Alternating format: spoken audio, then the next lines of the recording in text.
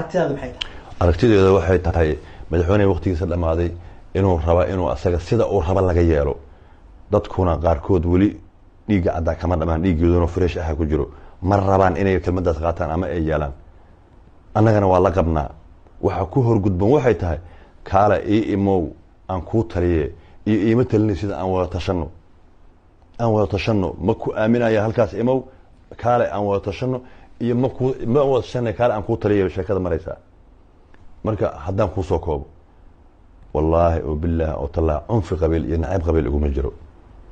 muqdishoan ku dhashay ku koray alxamdulilah qof maanta qolo aan nacbahay ma jirto haddana mararka qaarkood markaan aniga dembi galo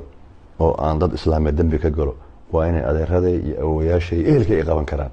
farmaajo dadkiisa xataa waa ku dhiiran la-yihiin war waxyaalaha qaarkood waa qalad inay ka hadlaan waad la socotaa cabdirashiid janan miyaa la yidhaha aa soo dhaweyn boqortooyo loo sameeyey abu mansuur robow 2 sano miyaa 3 sano isku xiran yahay waxyaalaha qaarkood aqligaaga logic fiiri ninkii in la yidhaha waa dambiile oo maxkamad la geeyo oo la xukumo waa baab inuusan dambiile ahayn oo la daayana waa baab labaad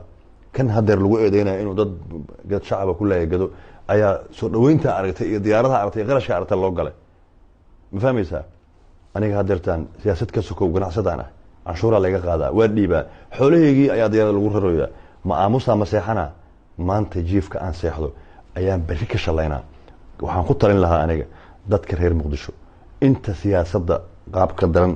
ee ku darsashada iyo dictatorship ka soo horjeedo maanta haddaysa kaceen wallahi berriya ka shalaynaya waxba yaan la dhihin midowga musharaxiinta yaan la dhihin odayaasha dhaqanka nin walbay u taallaa haddaan maanta laga dhidhin maalin waxaa la gaaraa dhegay faray ay ka dhacayso